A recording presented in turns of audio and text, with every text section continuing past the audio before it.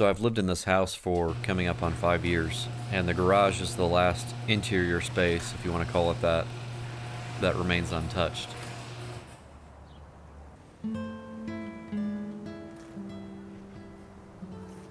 If you look closely, you might be able to find some holes in the wall that need to be patched. I also plan on removing and replacing all the wall organizers to make a better use of this space. The walls are probably the biggest eyesore in the room right now, with all the holes and fasteners left behind, not to mention all the scuff marks. But before I do anything about those, the first order of business is the ceiling. When I bought the house, the inspector told me that it appeared there was some previous water damage to the ceiling in the garage, but the roof had been replaced since then and there was no evidence of ongoing water damage. I first used a putty knife to scrape away all the loose, flaky stuff around the damaged area. I then used some fiberglass mesh tape and several layers of joint compound to fill things back in. Unfortunately, some footage was lost from my battery dying on my camera. After the joint compound was dry, I sanded it smooth. And to try and match the texture of the ceiling, I added joint compound to a paint tray and mixed it with some water to thin it out. I could then use this brush on the end of an extension pole to kind of press the joint compound against the ceiling and create the texture pattern. Was this right? I don't know, but it seemed like it would work. It wasn't a perfect match, but it was enough to be passable. You can see in this shot here that there are some other parts of the ceiling that don't have quite the same texture, probably from someone else doing the same thing in the past. After all, this is a garage space and not a finished living space, so I'm not going to go back and try to make it all uniform. After the texturing was done, I gave the problem areas a quick coat of paint and then painted the entire ceiling white.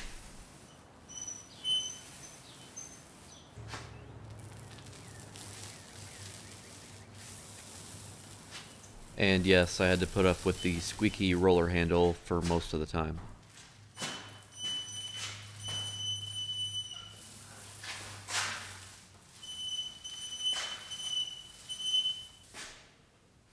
Unfortunately, not all of the painting went as planned. There were two sections of the ceiling that were hiding previous water damage, and when I rolled over them with the paint roller, it pulled down some of the flaky stuff. I tried my best to, take the coward's way out and just cover it up with some more paint, but every time I went over it, the roller just pulled more down. Sometimes it feels like you have to do a project before you can do the project you wanted to do. This meant more scraping, more patching, more sanding, more texturing, and more painting before it was done. Now the lighting in here isn't the best, so I wanted to fix that. This type seems to be common for garage lighting, and they're easy to install because they screw in like a regular light bulb. I went to Menards and bought a couple new sockets, and these even have an outlet on them in case I want to mount something to my ceiling somewhere down the line.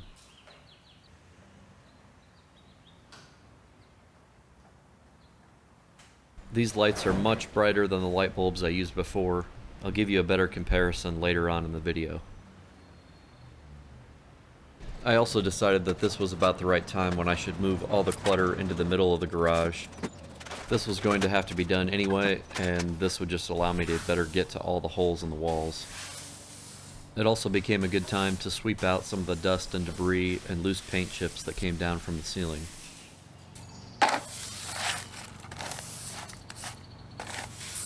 I removed all the old boards and shelves and everything still hanging on the wall, some of which took a little bit of persuading.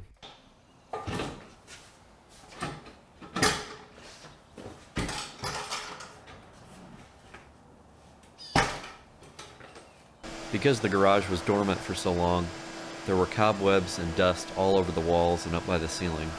I ended up basically vacuuming the walls with the shop vac to remove everything.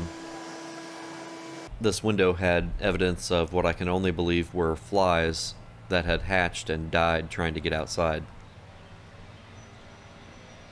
You can tell from my facial expression just how happy I was to be dealing with this.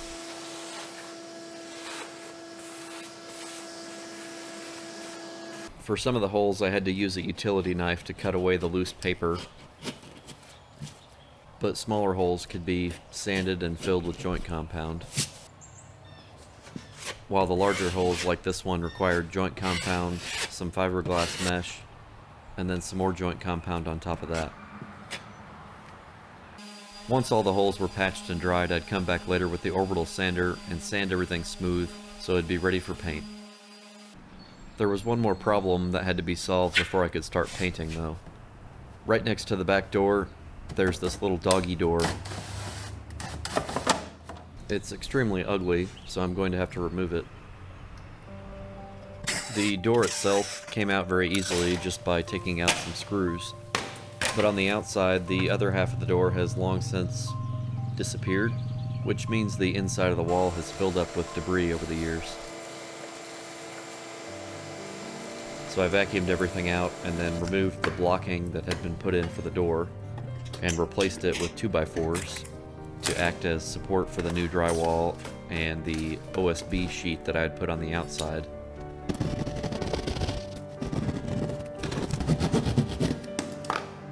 Before installing it though, I used the 2x4s to act as a template to trace out the insulation that would go inside. I also traced out the drywall and the sheet of OSB, and I'm pretty sure I became the first person ever to sustain an injury from drywall. So I guess I can put that one on my resume.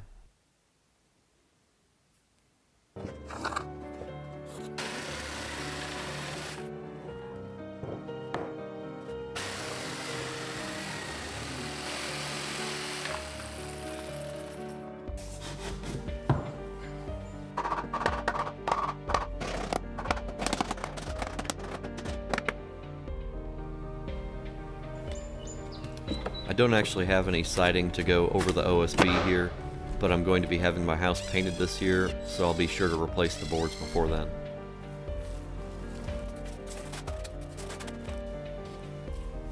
After tucking the insulation inside, I added the drywall and then finished everything off with a quick sand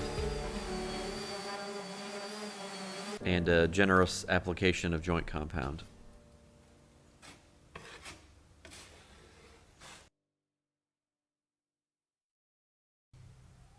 Alright, so it's the next day, and you can see the joint compound isn't quite dry yet. But because I'm off work this week, I don't want to waste the time waiting for this to dry, so I'm going to go ahead and get started on painting the walls. And I'll probably just have to paint everything else in the room except for this, and I'll come back at a later time to fix that.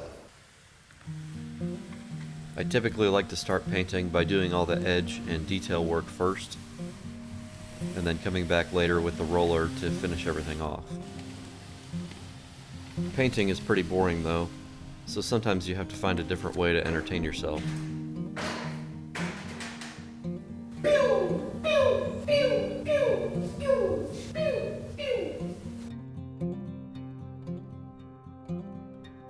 Unsurprisingly, painting the walls had the largest aesthetic effect on the room.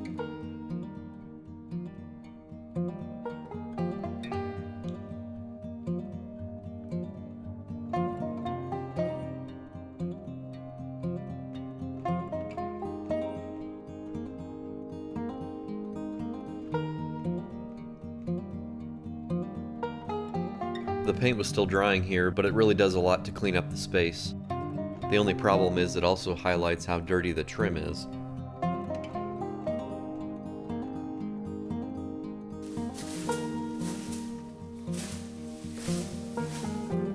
I used a brush to paint the top surface of the baseboard white.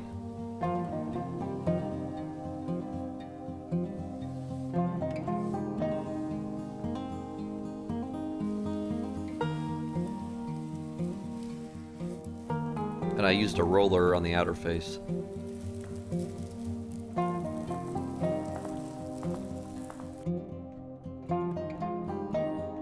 And by the time I got around to where the bay doors were, I figured I may as well keep going and try to cover up the ugly there too.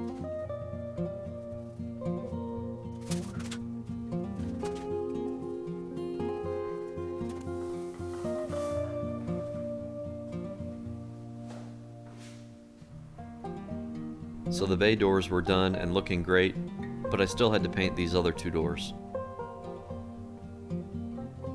So Saker sent me these 4-in-1 painter's accessory tools, and I'm going to use these to paint the doors in the garage here. Each box comes with 4 of these, and you screw them into the top and bottom of the door in order to prop the door up off the ground. This effectively cut my painting time in half because I could paint all 4 sides of the door in one session before allowing it to dry.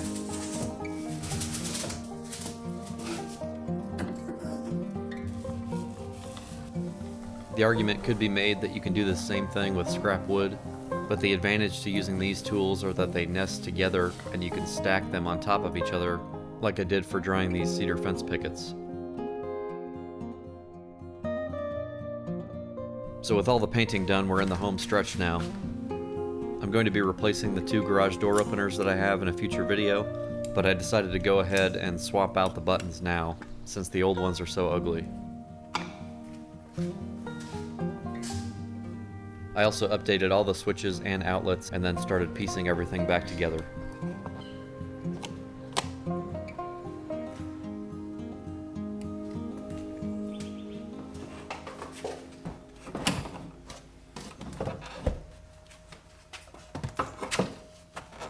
I have a set of summer tires and a set of winter tires for my car, and swapped them out at the appropriate season. So I bought some brackets made for hanging tires on the wall, and I used some foam athletic flooring as a backdrop so that I don't mark up the walls every time I hang them up.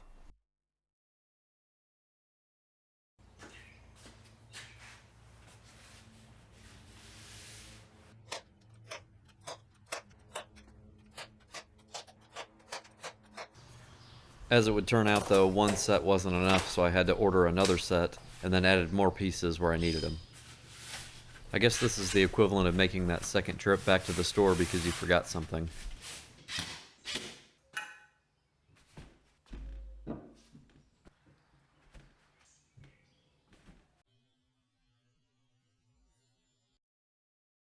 To hang out my garden and lawn tools, I ordered a set of these hooks. I have to admit I'm pretty impressed with this set, because not only do you get an assortment of different kinds of hooks, but they also send you all the hardware you need to hang them.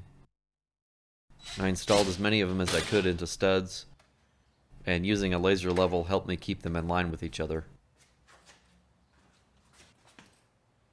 This lift allows me to get underneath the lawnmower so I can remove the blades and sharpen them, but it takes up a lot of floor space, so it was nice to be able to hang it up on the wall.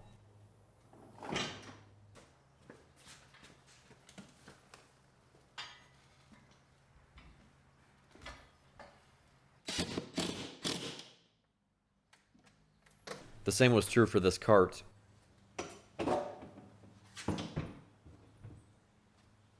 So for that lighting comparison, here's the old lights.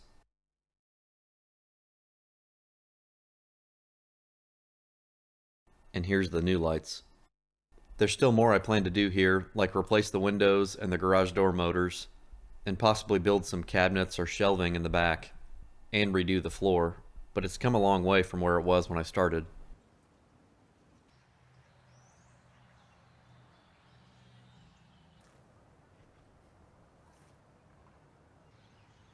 That's it for this one, guys. See you next time.